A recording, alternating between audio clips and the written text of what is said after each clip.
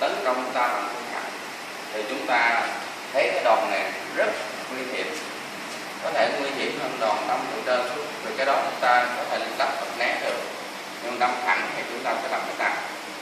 Chắc chắn chúng ta cũng phải dùng thân của bộ pháp trên băng khí trên cái phương thức là lắp phân, nhưng mà cái cung cách chúng ta phải có cái cung bộ của thái cực mã, từ đó chúng ta mới giải mã được. Thì thái cực mã tạo ra một cái gì? Tạo ra được một cái sự tiếp đòn. Và trong cái nghề mà đánh rất hung khí của đối phương, quan trọng nhất của chúng ta bài toán đó là tiếp đòn, tức là nhập tiếp đòn, sau đó nhập đòn và phản đòn, là ba cái nguyên tắc để phá được những đòn tấn công hung khí. Đó, thôi chúng ta sẽ dùng cái gì? Cái bộ thái cực mã của môn phá. Từ vị trí này chúng ta tấn công đối phương rất là đơn giản. Chúng ta xem lại, quan trọng nhất của một đòn dao lao tới là chúng ta phải dùng thái cực mã đánh hạ. Chúng ta rất đơn giản là dùng thái cực mã. Do đó cái bộ này thì chân phải chúng ta trụ chân trái hết sức linh hoạt, chỉ có cái gót phải chậm. Từ vị trí này chúng ta sẽ có nhiều cách đánh rồi. Ở đây chúng ta có thể sát thân đối phương, đó là cái cách đánh một. Thì sát vào đối phương rồi chúng ta có nhiều cách hành động ngay. Nếu đối phương còn nhiều đối phương khác lao tới thì chúng ta phải dùng phần đầu, ngay cái cạnh trên chúng ta để tấn công ngay, hoặc là dùng cái mở cái phần cướp đánh bể bộ hạ. Hoặc từ vị trí này chúng ta có thể nhập cái thân vào cho dập hết đối phương để chúng ta tấn công cái đầu khác. Thân thủ bộ pháp ngay cả đầu, ngay cả phần cướp, đặc biệt đánh bể bộ hạ, hoặc dùng thân để đánh để nát cái phần thân trái của đối phương. Như vậy chúng tôi sẽ bắt đầu đưa ra các cách giải quyết đòn dao đâm, và có hai cái phương pháp. Một là chúng ta đi vào, hai là chúng ta đi ra cái phương lực này. Giờ chúng ta đi vào, từ vị trí này sẽ có cho chúng ta phương án ngay. Nếu trong phương án nhanh mà không còn đối phương nào khác thì chúng ta nhập thẻ liền. Chúng ta nhớ, một là tiếp đòn, hai là mình nhập đòn. Nhập đòn vào đây, thấy không có đối phương nữa, lập tức chúng ta bẻ rất vào đối phương bằng cách này. Rồi sau đó chúng ta nhích chân trái vài phân thôi để có một điểm tựa thì thả thân. Do cái thân chúng ta quăng đối phương xuống, tiếp theo chân phải bước lên, nhồi vào ngực đối phương sẽ bị bể phần ngực. Và đồng thời rất nhanh chóng, chúng ta thông minh là để cái vĩ tay đối phương bên trái. Đối phương không còn cách kháng cự, một đối phương lại lao tới nữa thì chúng ta chuyển ở đây để chúng ta bẻ lội đối phương vào, hạ đối phương ngay, để chúng ta tung ra tiếp tục đánh tiếp một đối phương nào khác rất nhanh. Chúng ta xem lại theo y tiếp đòn, nhập đòn, thấy không đối phương vào kịp thì đẩy tới ra đối phương. Từ vị trí này nhích chân trái nhẹ, tạo lực ra đánh đối phương xuống, tiếp tục nhồi theo, tiếp tục. Nhớ là chúng ta sẽ dùng chủ yếu là hai ngón tay.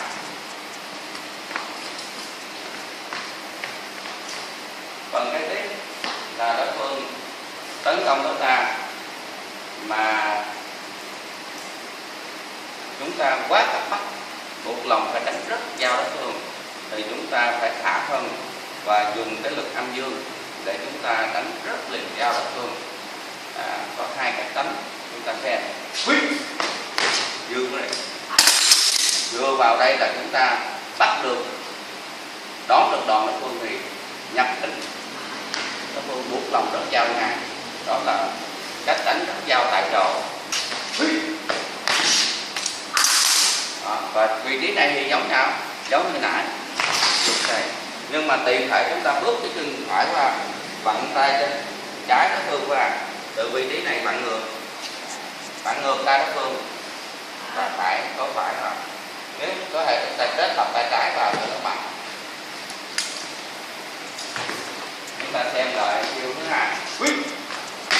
vào cái đây hết sức là thấy cần phải giải quyết nhanh thì đánh lạnh rất cao nè chúng ta lui chân trái và thả cái phương rất xuống và nhanh lui chân phải ra theo sau chân trái, xoay cổ tay trái, nắm địch thả tới đây là đối phương rất cao rồi. Đây còn tiếp theo này để đổi ha.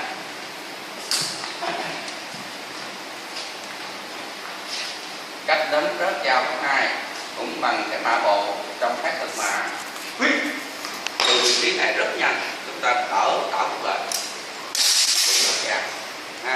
và lần cái tay trái lên rất nhanh kéo đối phương này và cũng giống cái nãy, nhưng mà từ này chúng ta phải cúp cổ tay đối phương xuống.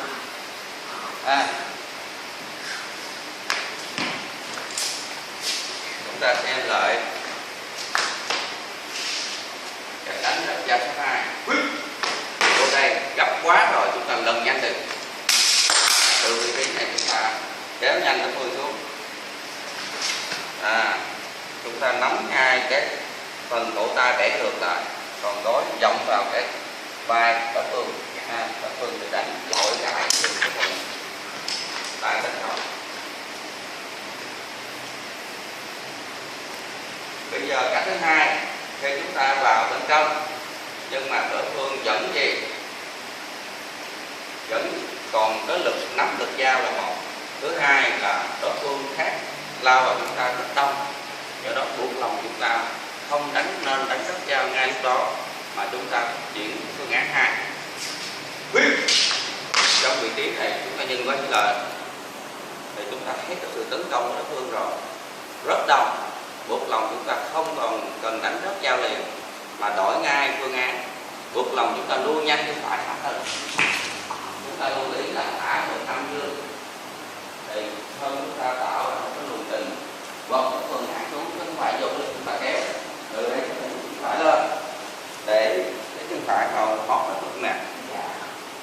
Khi chúng ta thả hơn là cãi nát rồi thì đối phương đang bị khống chế thì chúng ta mới đổi tay phải vào cổ tay này rồi, còn dùng tay chuyển vào các lực đối phương, nắm vào các lực đối phương. Chúng ta xem lại cái cách thứ hai.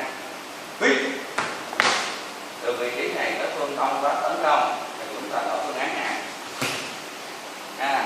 Chân phải lên, thả vào nó, đổi tay. Rồi từ đây chúng ta đóng là điểm quyền gì đó.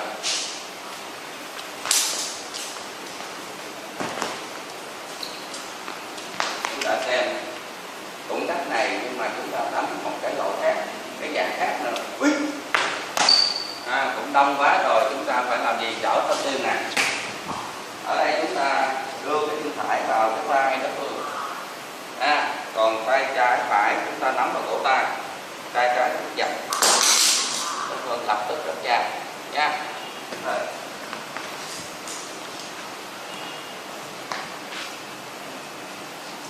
Chúng ta xem lại cái cách này. Đưa vào vai, nắm.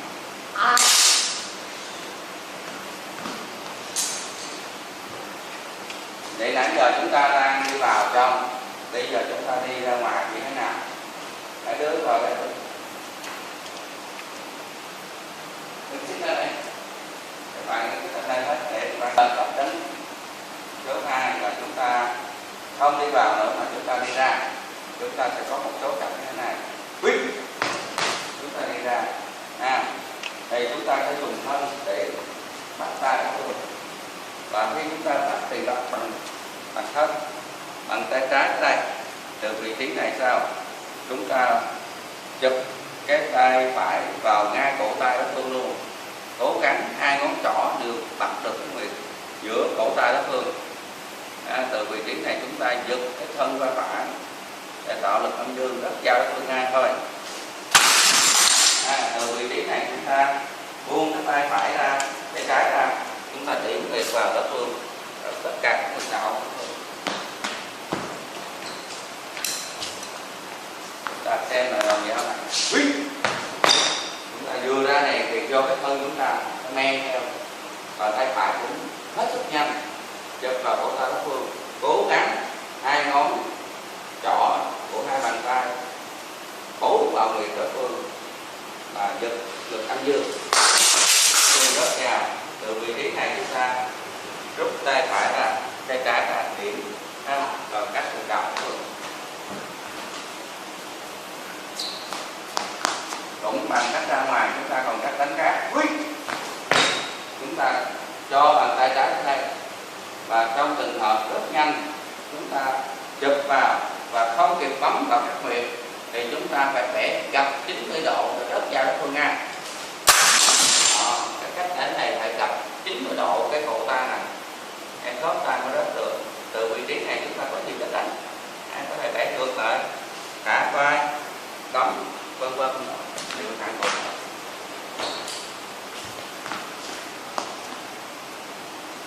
Tiếp theo chúng ta sẽ thấy một số đòn dao tiếp huyết đi ra, tay trái men được vào cổ tay, nhanh chóng chụp nhanh tay phải vào cổ tay đối phương luôn. Và nãy lưu ý là chụp vào cổ tay này, chụp kích lên cổ tay rồi thẳng vai cũng được. Từ vị trí này chúng ta phải kéo giật đối phương về trước, theo quán tính đối phương sẽ giật lại, chúng ta men rồi để thọ tay đối phương luôn. Và ở đây tay trái bẻ cho đối phương gối phải chúng ta để rồi chúng ta sẽ đánh vào các lực đạo đối phương chúng ta cũng tương tự như vậy. Quyết men cái này chụp vào cẳng tay, hồi nãy chúng ta kéo về trước, giờ chúng ta giúp về sau và đổi luôn. Cũng vậy, bẻ khớp và nhồi gối xương vào tay. Từ đây chúng ta đánh vào các lực đạo.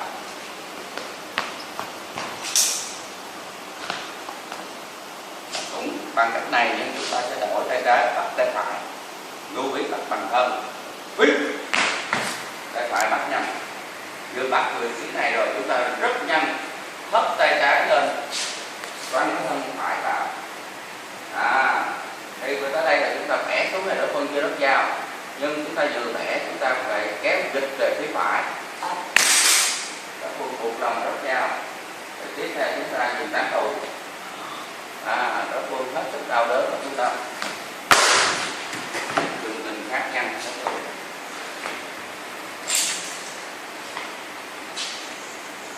Chúng ta xem là cái đòn bắt tay phải. Cái này quan trọng nhất là chỗ bắt tay, bắt được và đón đòn đối phương. Tay chúng ta rút và kéo từ này sắc nhanh. Từ vị trí này đuôi ra chúng ta bắt gần nhanh đối phương này.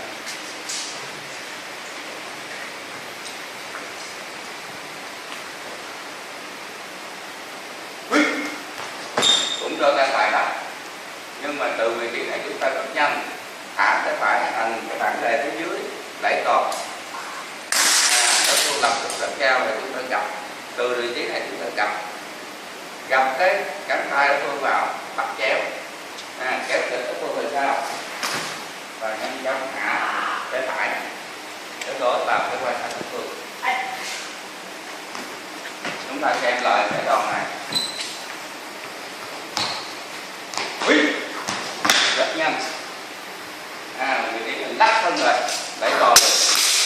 Từ đây chúng ta gập cái tay đối phương vào trong, nhất là hai lại, kéo đối phương này. Tất cả các thao tác thành một cái bộ khung đánh rất là an toàn, chúng ta đồng thời hạ gục đối phương rất nhanh. Từ đây chúng ta thả tay phải, hồi nãy là chúng ta thả trên, thả dưới. Nếu thả dưới thì chúng ta chụp nhanh đây lên. Dùng cái thân chúng ta thả ngược thì kéo lên cái phương xuống tới, đồng thời chiên gối phải lên, nó phương rất đau đớn. Từ vị trí này chúng ta men vào cái lực đạo thôn và thứ hạ nâng lên buộc lòng đối phương rất cao. Nếu chúng ta tấn công nữa thì chúng ta có thể dùng dao này trong thời gian chúng ta cứa cổ đối phương, nhanh chóng lao vào đâm một đối phương khác lao tới, giật khí cho tấn công đối phương còn lại. Chúng ta lưu ý hồi nãy chúng ta bắt ở trên thì chúng ta phải có phương án vậy. Chúng ta phải có phương án vậy. Còn bây giờ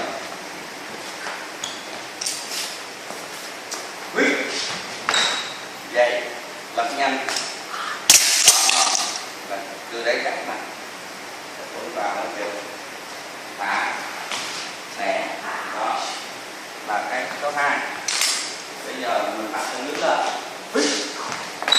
bắt con nước lên, dương cái bụi tầm nó là gớt đi đó, từ vị trí này chúng ta thẳng cái dao cổ đối phương, tự đối phương đâm đối phương, thả này lên, có thể là đối phương tự đâm đối phương rồi, còn đối phương nào còn chưa thì tiếp tục chúng ta men cái tay này bấm vào người thiên công, bấm lại để lên đối phương rất cao, buộc động rất vào, từ vị trí đấm luôn hoặc là cứa luôn, tấn công được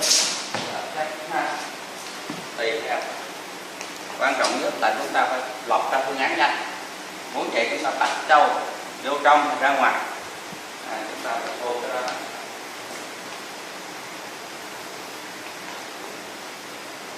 Tiếp theo đối phương có thể thì có thể lấy dao dính vào sau lưng, thì cái này chúng ta rất là nguy hiểm, do đó chúng ta phải chuẩn bị cái nhãn pháp chúng ta chỉ có một cách tầm gì là từ ngay chỗ cái mắt phải chúng ta điểm một cái điểm ở đó vuông góc cái thân chúng ta thấy được cái tay của đối phương. Trong vị trí này chúng ta nhìn vào thì chắc chắn là đối phương đang dùng tay trái tấn công chúng ta, từ đó phương án có liền. Chúng ta ra nhanh từ vị trí này có cung dáng rồi, chụp vào không được xa quá, chúng ta lao vào nhà phải phương đường tránh không ngờ, chón chúng ta đặt thân tạo thành cái lực cản giá.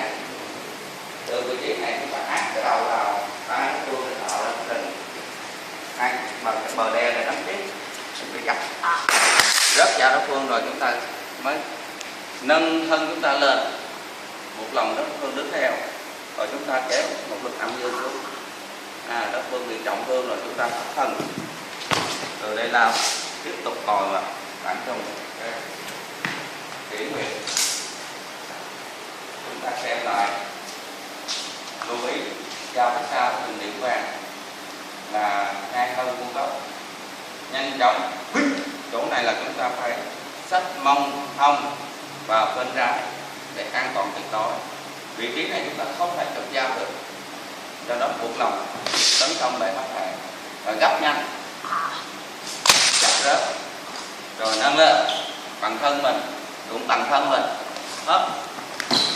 Tất cả đều nghệ dùng thân hết, không dùng tay chân, đó là bản sắc tâm để họ công tác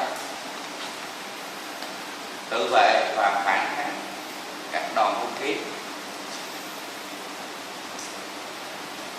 Tiếp theo tôi sẽ dùng tay phải chỉ dao, thì chúng ta cũng để ý vào đây, chúng ta thấy này là tay phải rồi, ta phương án nhanh từ vị trí này chúng ta chụp rất nhanh được không? Được, mà giống cái phương pháp hồi nãy rồi, chúng ta chụp vào cổ tay đối phương gọt nhanh, vừa gian cao đối phương thì rất nhiều cái tấn ở đây. Từ vị trí này chúng ta giữ chân tay để điểm với tay phải, và khi điểm bên này chúng ta cũng phải dùng thân này, đối phương sẽ hạ một ca, bị hạ một ca, chứ không phải là dùng cái lực đánh tới. Chúng ta xem là phương án 2, nhìn vào thấy tay phải rất nhanh, giúp từ vị trí này điểm biệt cho thân hoàn toàn không cho cái ý thức chúng ta về cái năng tạo động năng. Tiếp theo cái cách thứ 3 của phương tấn công có thể sẽ bằng cái phương pháp là đâm 45 độ vào cái thái dương chúng ta hoặc thân chúng ta. Chúng ta xem thì trong cách đỡ tay lúc nào không được gập, không được thả khí vào các đầu ngón tay, để lỏng lẻo, gắn tay không chịu. Để gì? Để giải tán tất cả cái lực đánh đối phương tới. Nếu đối phương đánh mạnh tới thì nó vào đây, bẻ vô hạ này, bẻ vô hạ rộng lên bẻ này, chúng ta tiêu diệt rất nhanh. Do đó nó phải để tổng hết. Cái cách đánh các hung khí nó riêng, mà trong các cách mà phản đòn của Nam Minh Đạo chúng tôi đều lỏng lẻo để tạo phương cách đánh đòn rất là hợp lý, lỏng lẻo. Nếu cấp quá nhập lên bể ô hàng, từ đây rách lên bể hạ cào, nhập hoặc là hạ gục luôn, chết không? Rất nhanh, không cần nhiều khi phải bẻ dao, bẻ lóc tay luôn rớt dao đâu. Có những phương cách đánh chết liền, hoặc là Đất Phương vừa lao tới dùng tay hầu cái này tiện thần vừa tới đây tươi nha. Cái đó còn nguy hiểm hơn là bẻ dao. Tức là phương pháp quan trọng nhất là chúng ta đánh về bản thể về đánh hơn là đánh các khớp, vì các khớp phải cái kỷ lực rất cần khéo léo và cần hơn vô pháp nha. Hoặc là dùng cái thân khí chúng ta cảnh để tham xài. Chúng ta xem lại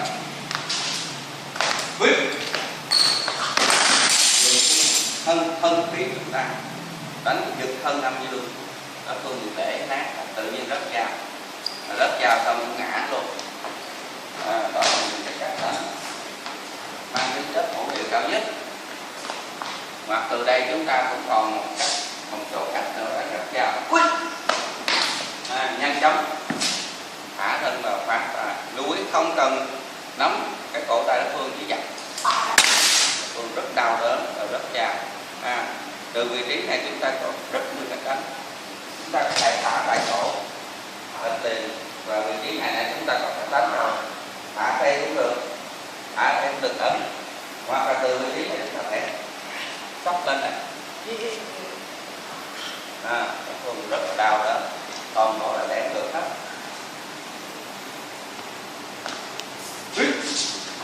Từ vị trí này cũng có cách đánh nữa là chúng ta áp sát thân đối phương luôn, phá thân dao vậy và nhanh chóng thả lại.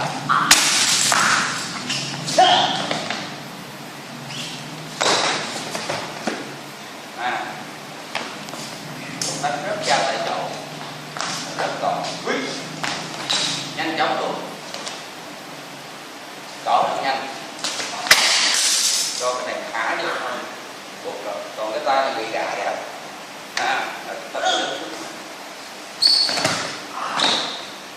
còn một là dùng thân của bộ pháp nhẹ nhàng.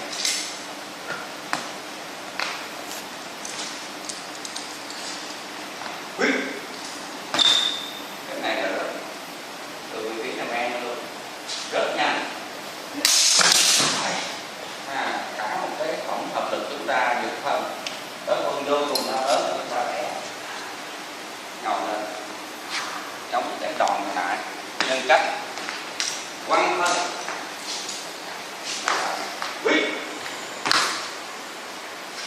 lưu ý nè.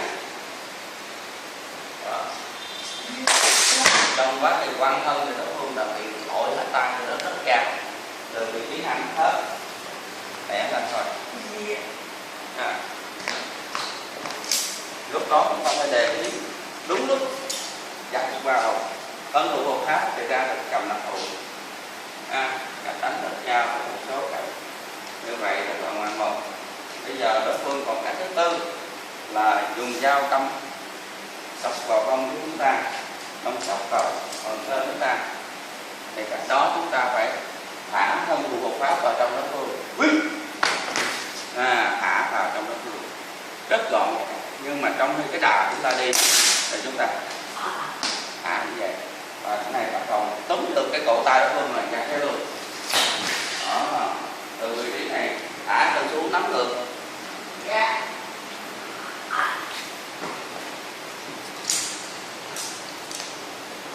không còn dụng lực nữa, cả thân của bộ pháp rất ngoan rồi. Đâm xéo vào hông, đâm vào bàn tay đều phải được cái này. Chúng ta thấy tay tới đây thôi, nhưng mà nếu đối phương bị nhập cái này là bất luôn, luận là phải rất dao rồi. Đúng ngay cổ tay, gọt nhanh. Từ vị trí này nắm được, đè, đào lắm ha. nhẹ nhàng.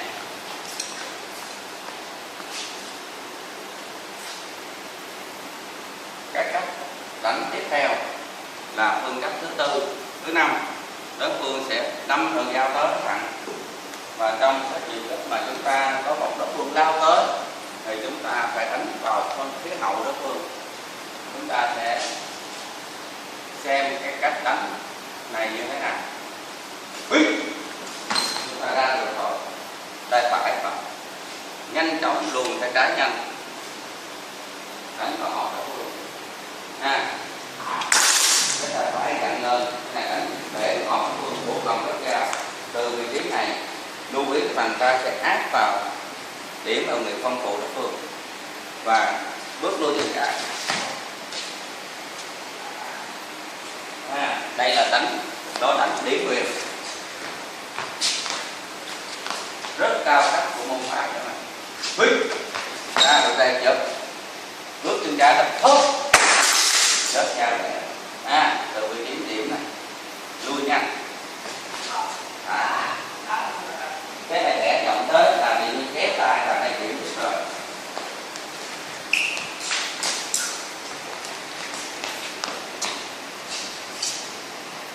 Còn cách đánh thứ 6 là đánh lập thân.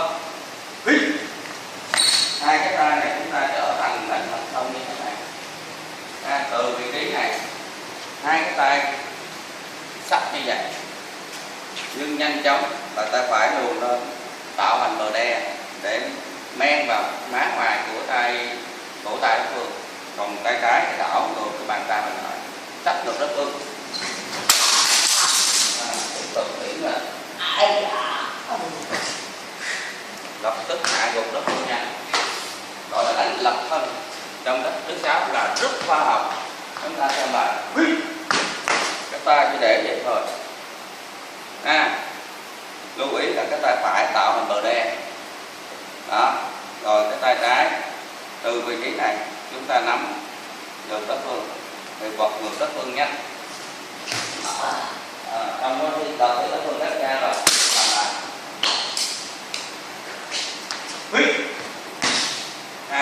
Đây là men lên làm nhanh. Tiếp tục thả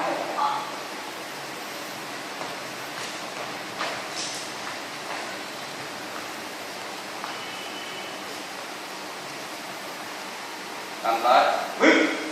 Cái đánh thứ 7 từ vị trí chiêu thức này rất quan trọng.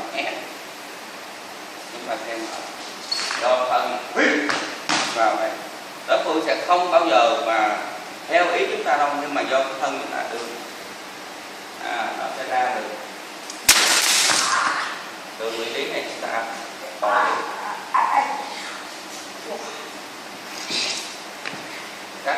cách nó xong sao là toàn bộ dùng thân của bộ khác nó làm được. Tiếp đòn được này là từ vị trí này vẽ lập.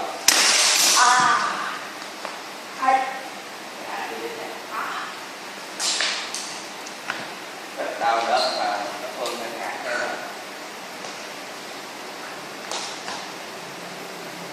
Cách cuối cùng chúng ta sẽ còn cách thứ 6 như đây. Cách thứ 8 là chúng ta men tới đây thì chúng ta thả thân quăng từ vị trí này chúng ta vẽ tới để ngược lại cũng được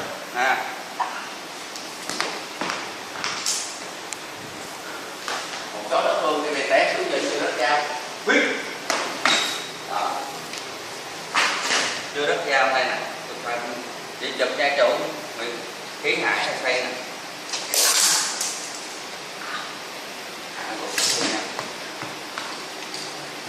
Rồi.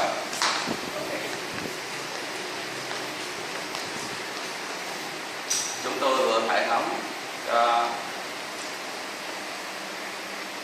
lớp nâng cao trong công tác chống hung khí của môn phái Thần Đạo, và rất mong các bạn lưu ý 3 điều đây.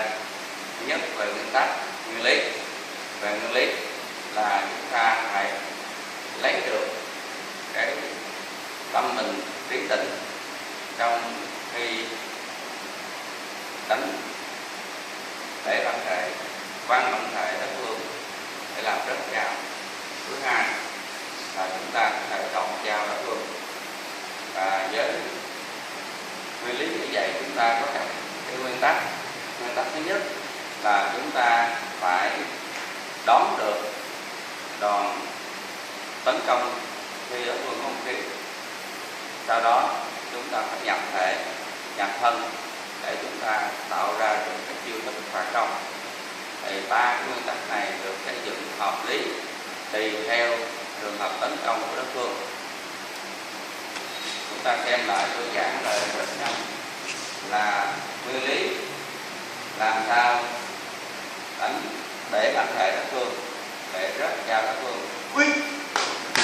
Từ vị trí này chúng ta có thể đánh rất là dùng thân thủ bộc phát, chúng ta đánh để thân thể rất cao đối phương. Hoặc là từ vị trí này chúng ta sẽ làm gì? Chúng ta sẽ đưa ra ba cái nguyên tắc đó. Chúng ta vào thân là đón dao, đón hung khí và nhập thân. Từ đây chúng ta nhìn bối cảnh và thấy cần gây ra phương án gì. Nếu mà ít đối phương thì chúng ta bẻ dao liền, gọt xuống từ vị trí này hạ, bẻ, nắm ngược bẻ. Đó là nguyên tắc số 1 là nhập thân, đón hung khí, 2 là nhập thân, 3 là tạo chữ đất đánh. Và ba cái đó là ba cái tính nguyên tắc một cái tôi để phản công nào trong các con dao. Tiếp theo chúng tôi sẽ giới thiệu một số cái linh ảnh về công tác tự vệ chiến đấu, đặc biệt các đòn hung khí. Xin các bạn tập trung xem hồi sau.